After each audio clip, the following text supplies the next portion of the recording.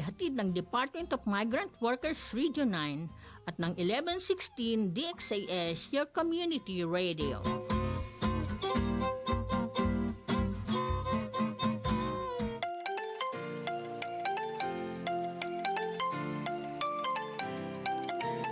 Bawat bata ay mahalaga.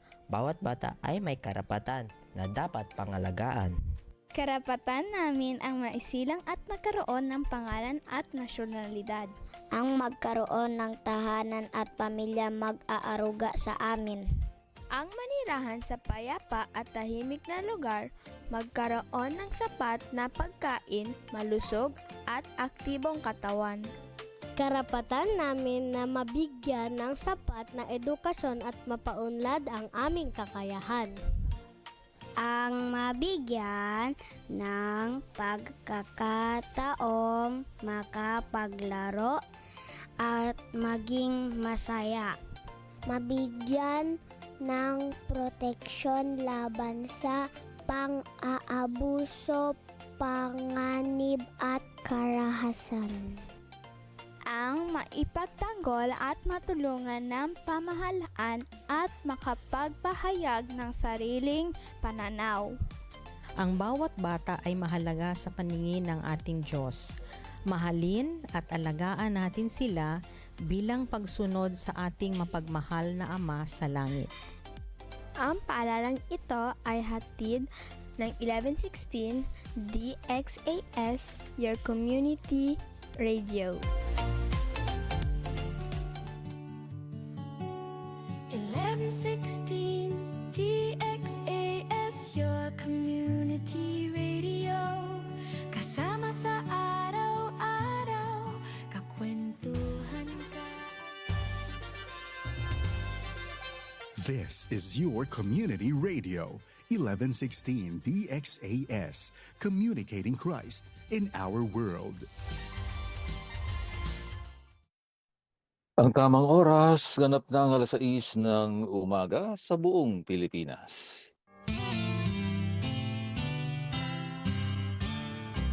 May harding mapananalanginan, doon si Jesus naghihintay.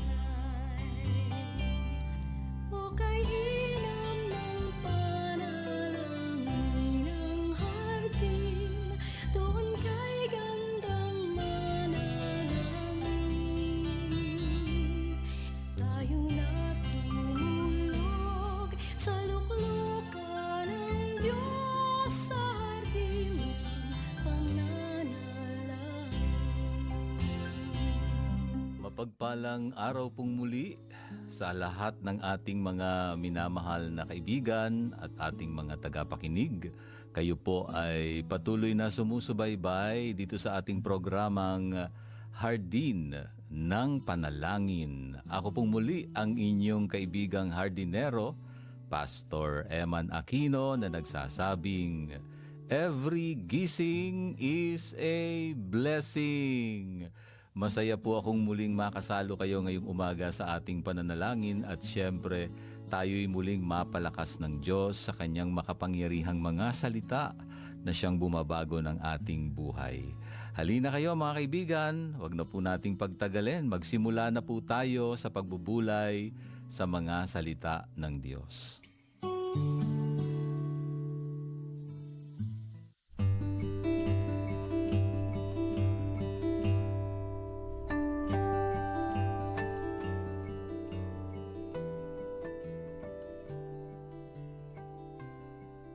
Magandang umaga pong muli sa inyong lahat mga ka-HNP. Muli po tayo ay nagsasama-sama para sa isa na namang makabuluhang usapan, pananalangin po dito sa ating programa. Kumusta po ang iyong pakiramdam ngayong umaga? Pagod ba? Nag-aalala? O baka naman nakatingin ka na sa kalendaryo at pinoproblema mo na ang bayarin para sa susunod na buwan kahit nasa April pa lang tayo. Kaibigan, relax ka muna. Huminga ka ng malalim ngayong umaga ng ating reflection At sa serye natin sa umagang ito, pag-usapan natin ang isang prinsipyo na magpapabago sa pananaw mo sa iyong mga worries. Ito yung tinatawag nating the manna principle.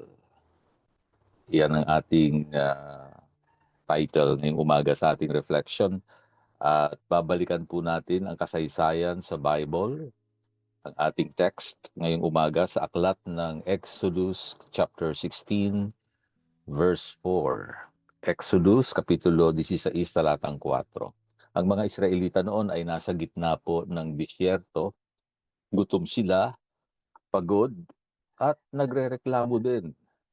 Pero heto po ang sinabi ng Panginoon kay Moses. Magpapaulan ako ng tinapay mula sa langit. Kukuha ang mga tao ng sapat lang para sa araw na iyon. Take note ha mga ka-HNP, sapat lang para sa araw na iyon, ang sabi ng Diyos. Ang tanong, bakit kaya hindi binigyan ng Diyos ang mga Israelita ng supply na, pang isang buwan? O kung pwede ay kalahating taon, 6 na buwan, no? O kaya, buong taon na, di ba? Para hindi na sila namumroblema. Kung minsan ganyan ang nagiging katanungan natin, di ba? Kung minsan iniisip natin, bakit kaya hindi na lang cash? No, yung aking bibilhing gamit, appliance or sasakyan. Bakit kailangan mag-installment ako? Hindi ba pwede? Buo na lang, no? Wala na ako problemahin bayarin buwan-buwan. Ganun din ng mga Israelita, no? Sapat lang para sa araw na iyon. Hindi na sana sila magpabalik-balik, di ba? Sa labas ng tolda nila, kung ang supply pang isang buwan nga, bakit kailangan araw-araw? Well, dahil ang gusto ng Diyos at gusto din ng Diyos sa ating lahat, matuto tayong tumingin sa Kanya bawat umaga, araw-araw. Ang mana ay hindi lang pagkain. Ito ay paalala na ang biyaya ng Diyos ay per day ang dating, ang delivery. Hindi wholesale para sa buong taon. Kaya minsan, installment. Kasi gusto ng Diyos, matuto ka magtiwala sa Kanya sa bawat araw, bawat buwan na darating, end of the month o yung due date na darating, magtitiwala ka lagi sa Kanya. So, hindi niya ibinibigay yung buo talaga na, well, kung bibigyan ka naman ng talagang kompleto o full payment, di salamat sa Diyos, di ba? Hindi naman tayo tatanggi doon. At talagang malaking pasasalamat yon kung wala ka ng bayarin pang aalalahanin. No? Pero hindi lahat ganoon eh. Naalala ko nung ako'y nagkaroon ng motorsiklo, talagang installment. Naalala ko yung sinabi ng aming former station manager, no? Si late Reverend George Cue. Pastor, sabi niya sa akin, kung minsan, hindi ka bibigyan ng Diyos ng pang-cash. Papayagan niya, papahintulutan niya na pumasok ka sa installment para magtiwala ka sa Kanya sa lahat ng panahon or sa bawat darating na due date, mayroon siyang ipagkakaloob sa iyo. Pero huwag kang mawawala ng tiwala. No? So yun po yung sinasabi sa atin dito. Bakit po tayo na-overwhelm kuminsan? Well, aminin po natin mga ka-HNP, madalas po tayong ma-stress. Hindi dahil sa problemang kinakaharap natin ngayon, kundi dahil sa problemang iniisip nating darating pa lang. Yan. Isip-isip, isip-isip. Hindi pa dumarating, iniisip mo na. No? Darating pa lang. Hindi yung dahil may problema ka ngayon, kundi yung ano yung darating na problema, iniisip mo na kaagad, di ba? Nasa day 1 ka pa lang ng iyong bagong trabaho, pero iniisip mo na kung paano ka magre-retire, di ba? Yung iba, nasa kalagitnaan na siguro ng kanilang pagbabiyahe sa trabaho, pero nag-iisip na magtapos. Hindi pa nga nakakarating sa gitna. nag-iisip ng matatapos na, di ba? Nasa unang linggo pa lang ng gamutan, pinoproblema mo na kung saan ka kukuha ng pambayad sa huling session or follow-up na consultation kay doktor. Nasa Lunes ka pa lang pero pagod ka na para sa Biyernes. Marami sa atin ganun, no? Overwhelmed tayo dahil sinusubukan nating isolve ang day 30 habang nasa day 1 pa lang tayo. Mga ka-HNP, tandaan po ninyo ito. God gives enough grace para sa araw na ito. God gives enough grace para sa araw na ito. Hindi siya nagbibigay ng advance grace para sa susunod na buwan. No? Minsan niisip natin, sana wala nang yun bang binibitin pa tayo, di ba? Parang dapat sigurado. Kasi tayo lahat parang gusto natin sigurado, di ba? Meron kang laging naitatabi o kaya ay handa ka palagi sa susunod, no? Na gusto mo yung provision ni Lord laging sobra. Hindi, sakto nga. No? Sapat sa araw na ito. Walang advance grace, di ba? Para sa susunod na buwan. Bakit? Kasi kung ibibigay niya lahat ngayon, baka makalimot ka ng lumapit sa kanya bukas. Di ba? Kung ibibigay niya sa iyo ngayon lahat, no? Sabi ko nga kung buong taon o pang-cash, di ba? Baka mamaya kalimutan mo na siya, di ba? Pagdating ng oras, nandiyan na lahat, wala ka ng kailangan, di ka na magpe-pray. Di ba mas masarap yung pabalik-balik tayo sa kanya, lumuluhod tayo, Lord, pambayad ng rental, di ba? Doon natin nararanasan yung romance o pagmamahal ng Diyos sa atin sa lahat ng panahon ng ating buhay. Sa bawat araw, bawat due date na darating, nararanasan mo ang yakap, pagmamahal ng Diyos. At hindi ka humihinto ng paglapit sa Kanya. Gusto ng Diyos yun. No? Alam niyo yung biyaya o grace ng Panginoon, para yung may kukumpara natin sa headlights ng sasakyan sa gabi. Yung headlights, di ba? Hindi nito kayang tanglawan yung buong highway hanggang dulo. Walang ganong headlights, Baka naman nag-iisip tayo, sana mayroong ganon, hanggang dulo ng highway na sisinagan ng ilaw. Hindi, walang ganong headlights. Ang headlights ay sapat lang na tanglawan yung susunod na 10 metro para hindi ka mahulog sa kanal. Para hindi ka madisgrasya. 10 metro lang pinakamalayo na mararating. Kahit siguro i-high mo pa yung headlights. No? Ilang metro lang. Hindi niya pwedeng ilawan na yung buong kalsada na nadadaanan mo. Ganon din yung biyaya ng Diyos sa atin. Kaya ang panawagan ay trust God for today's bread. Daily bread. Di ba? Alala niyo yung itinuro ng Panginoong Hesus na panalangin. Simple lang yon, di ba? At ginawa nga nating awit yan dito sa Hardin ng Panalangin.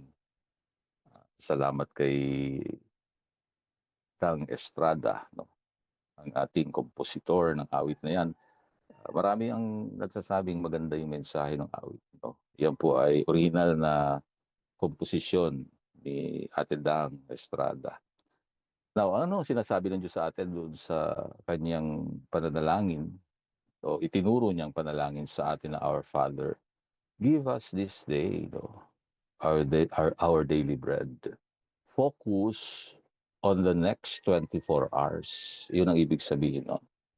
Yung isip mo, huwag mong dalhin sa susunod na mga panahon pa. Ngayon mo dalhin o ngayon mo gamitin. Focus on the next 24 hours. Daily bread. Bakit? Kasi para huwag kang makalimot na lumapit sa Kanya bukas o araw-araw. Kaya hindi niya binibigay yung buo. No? At gusto niya sapat lang para sa araw na ito. Now, paano po natin to isasabuhay? Simple lang, one day at a time. Kapag nagsimulang umatake ang anxiety mo tungkol sa susunod na linggo o sa mga deadlines ng bayarin, tanungin mo ang sarili mo, may sapat ba akong lakas para sa oras na ito? May pagkain ba sa hapag ko ngayong tanghalian? Kung ang sagot ay oo, magpasalamat ka. Simulan mo ng pasalamatan ng Diyos kung ano ang nariyan ngayon mismo sa araw na ito. Huwag mong ubusin ang enerhiya mo sa pag-aalala ng mga bagay na hindi pa nangyayari. Magpahinga ka, pagod ka na sa kaiisip eh. Huwag mong alalahanin, huwag mong ubusin yung lakas mo sa pagwo-worry doon sa mga bagay na hindi pa naman nangyayari. Sabi nga sa kanta, sa iyo kami umaasa sa lahat ng aming kailangan. Di ba? Magandang paalala po ito. Ang mana principle ay tungkol sa trust, pagtitiwala. Tiwala na kung nagbigay siya ngayon, siguradong magbibigay siya ulit bukas. Yun po yun. Kung nagbigay siya ngayon, nagtiwala ka na magbibigay ang Diyos ng kailangan mo ngayon, sapat sa araw na ito, sigurado yan. Magtiwala ka pa rin. Magbibigay pa rin siya ulit bukas. Pero huwag kang hihinto ng paglapit sa Kanya at pagtitiwala sa Kanya sa bawat araw. Ang Diyos, tandaan po natin ito, ang Diyos ay tapat araw-araw.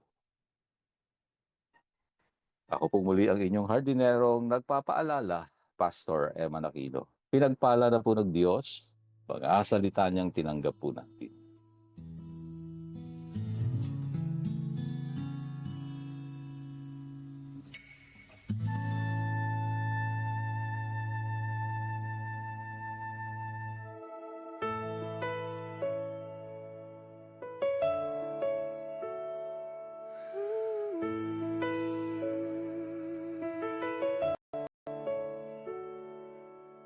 Magandang umaga, o Panginoon naming dakila. Purihin ang ngalan mo, magpakailanman.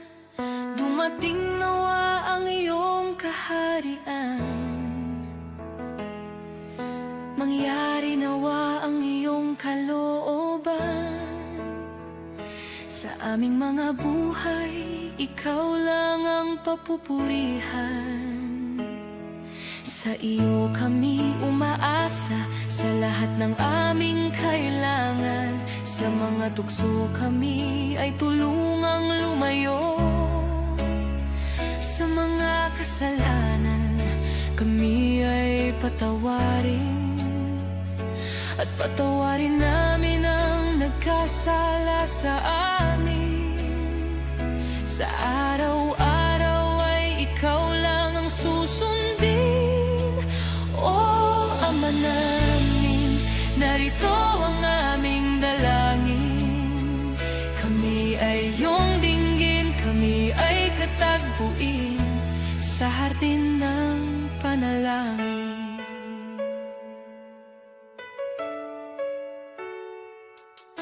Ikaw ang aming pag-asa sa bawat problema at kabigatan. Ayon sa iyong mabuting plano at kalooban, makakaasa kami ng kasagutan.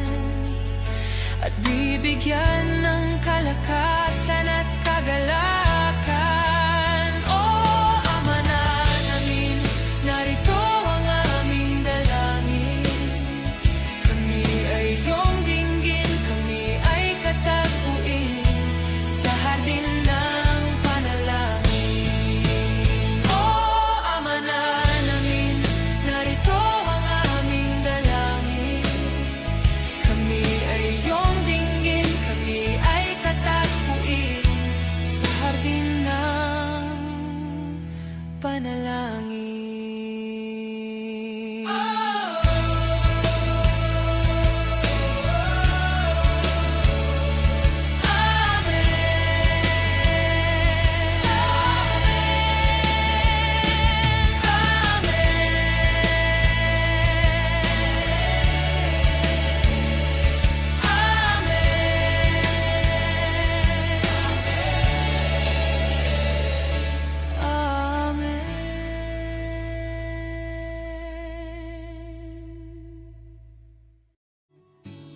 Sa Diyos ay sama-sama nating ilagak ang kalalagayan ng ating ekonomiya at kapakanan ng ating mga kababayang naninilbihan sa ibayong dagat.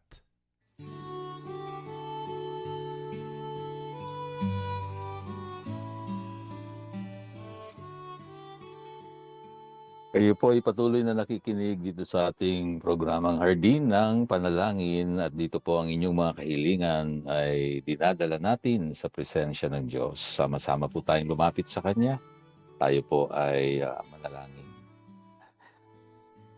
Mapagpalang Ama na nasa langit, kami ngayon ay patuloy na nagpapakumbaba, lumalapit sa iyo. At ipinapahayag namin, Panginoon, ang aming pagtitiwala sa iyo. Sa kalagayan ng aming ekonomiya, maging ng aming mga kababayan nagtatrabaho sa ibayong dagat, ipinagkakatiwala namin sa iyo ang buong buo ang lahat, Panginoon. Patawad po kung minsan ay masyado kaming advance, mag-isip at mag-alala. Nakakalimutan po namin ikaw ang provider namin. Kaya ngayong araw, idinadalangin ko po ang bawat isang nakikinig. Bigyan mo po sila ng sapat na lakas, talino, at kapayapaan para sa susunod na 24 oras. Tulungan niyo po kami na wag po naming bitbitin ang bukas dahil alam naming nasa kamay mo na iyon. Bahala na yung para sa bukas sa iyong mga kamay ipinagkakatiwala namin. Sa ngayon ay kakapit muna kami sa sapat mong biyaya sa araw na ito. At sa aming bansang Pilipinas, patuloy naming inaasahan na ikaw, O Diyos, ay patuloy na makikilala ng bawat isang aming mga kababayan. Lalo na po doon sa ibayong dagat kung saan ang mga kapatiran ay may mga gawain. Mahirap ang kalagayan, Panginoon. Ingatan niyo po ang aming mga misyonero, nagtatrabaho, kasama dito ay ang layunin maibahagi ang mabuting balita ni Kristo sa kanilang lugar. Dalangin namin patuloy mong pag-iingat sa bawat isa. Itinataas po namin, Panginoon, kalagayan ng pamilyang Saldea. Pinagpipray ko po si Lydia Cordiales at maging si Blessy Cunanan, si Kuya Dan Cunanan at si Mamang Ding Saldea. Dalangin kong patuloy na ibibigyan niyo po ng lakas, kagalingan sa kanilang mga karamdaman, si Nana Doyet Saldea at si Mamang Zosimo Saldea, kasama na rin si Nana Cristina, Nana Luisa. Dalangin ko mga pamilyang ito ay mararanasan nila ang kalinga mo, Panginoon. Salamat din sa pangangalaga ninyo kay Teodora Villanueva at kay Pedro Madridejos. Sa dalangin naming patuloy mong ipagkaloob ang magandang kalusugan, kaligtasan sa buong pamilya, Panginoon. Maging kay baby Sekaya Real, sa kanyang sipon, sa kanyang ubo, sa ngalan ni Jesus. Ikaw ang Diyos na pinagkakatiwalaan ng pamilyang Del Oro. Dalangin kong patuloy mong pagpalain si Marichu, si April Niel, sa kanilang patuloy na paglilingkod sa iyo, Ama. Ang buong pamilya ay iingatan niyo po at ilalayo mo sa anumang uri ng masama. Salamat, Panginoon, kay Thea Aguila. Pagpalain mo siya, Panginoon, sa kanyang gawaing haharapin sa Leyte. Ganoon din po ang favor sa kalagayan nila Ate Glenn at ni Kuya Tisoy sa kanilang kinakaharap na problema, Panginoon. Dalangin po namin patuloy na bibigyan mo ng matagumpay na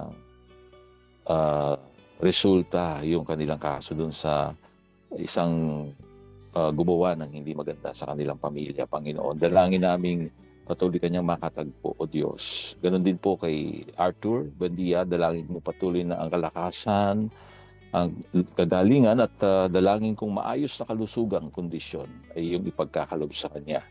Maging kay Leonie Lopez, patuloy mo siyang pagpalain, Panginoon, ng lakas. At si Isabelita Hugilod, Nanay Isabel, dalangin kong patuloy mo siyang pagpalain. Si Kuya Ador, patuloy na lakas po ay pagkalob mo sa kanya, Panginoon. Tinataas namin siya sa inyo. At si Ate Gloria de la Cruz, kasama ng pamilya, si Gilbert, si Gail, si Gladys, si Gary, kasama na rin si Grace. Itinataas ko po sila sa inyo sa umagang ito. Pagpalain niyo po sila. Patuloy na biyaya mo'y dumaloy kay Kuya Boy, kay Ate Feli, sa Spiritu Family, maging kay Nanay Vicenta Tolentino. Dalangin ko po ang lakas mo, Panginoon, ay yung ipagkaloob at pagpapala sa buong pamilya, Panginoon. Ganon din po sa mama ni Grace Arnan, dinadalangin po namin patuloy, Ama, ikaw ang Diyos na magbibigay ng kagalingan sa kanya, Panginoon, sa anumang kalagayan niya ngayon. Dalangin kong makatagpo sila ng doktor na itinalaga mo para mag-alaga po sa kanya at malaman talaga, Panginoon, kung ano ang kanyang sakit. Dalangin kong bigyan mo sila ng wisdom kung paano po ang gagawin sa kanyang kondisyon. At dalangin namin, Panginoon, ang mabilis na recovery. Comfort din po sa Bonyog family, lalo na kay Agnes. Lord, masakit man na kinukuha mo sa amin ang aming mga mahal sa buhay, namatay ang kanyang mister. Pero alam ko, sasamahan mo sila ngayon. Ang presence mo ay masasandalan nila. Mararanasan nila yung comfort na hatid ng presence mo sa kanilang buhay. Sa mga panahong ito, Lord, lalo niyo po sanang ipadama ito, maging sa pamilya po ng Valido. Ngayong araw na ito, ihahatid namin sa huling hintungan si Pastor June. Dalangin kong patuloy na makatagpo ka ng pamilya ni Sister Susan, kanilang mga anak, si Rachel, si Jeremy, at si John Day. Salamat po na pwede ka naming pagkatiwalaan sa ganitong mga masasakit na sitwasyon ng aming buhay. Pagpalain niyo po si Marites Legaspi, si Tristan Wyatt Gulay, pagpalain niyo po ang kanilang mga buhay. Kasama na rin po dito si Tideng Mangundayaw. Nilalapit ko sa iyo ang kanyang buhay, Panginoon. Maraming pong salamat maging kay Digna Bayot at sa buong pamilya. Ikaw po ang Diyos. Kay Brian at kay Kath Lipata, sa buong pamilya, Panginoon, kay Corazon Tinio, tinataas ko po ang kanilang buhay. Salamat po dahil pwede ka naming papurihan sa bawat araw. At sa araw na ito, muli po naming pinasasalamatan kayo, Panginoon, sa inyong kabutihan at sa inyong katapatan. Sa ngalan po ni Jesus, ito'y aming dalangin. Amen.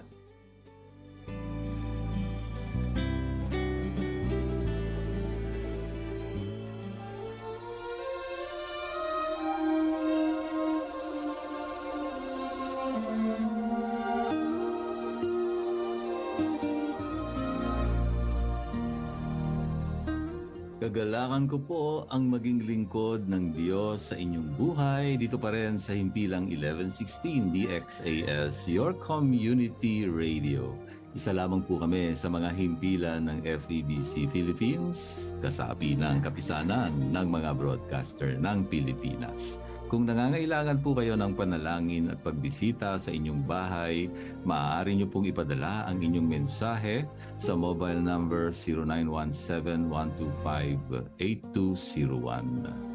Hanggang sa susunod pong muli sa parehong oras at himpilan pa rin, maraming salamat sa inyong pakikinig at maraming salamat kay Rolando Alfonso at Romel Paulino na umaalalay sa atin sa bawat umaga. Ako po ang inyong hardinero, Pastor Eman Aquino. Paalala po muli, sa lahat ng ating ginagawa, luwalhatiin natin ang Diyos.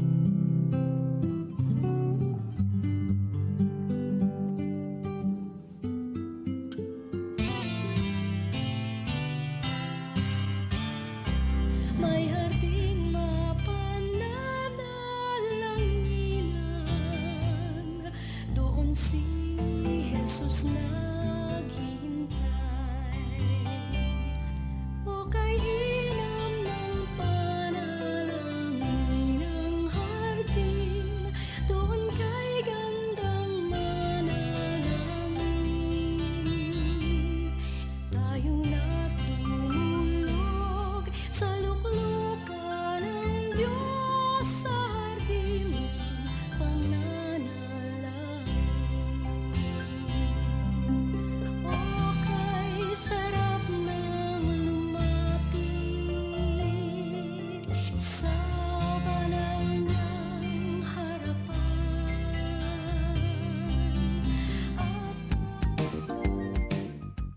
Gampyaguhitan rin ranyo. Marangag nyo rini 1116 DXAS Your Community Radio. Sa patuloy si Salam 6:30 to 7. Dumanyo rini si Kuya Eldrin.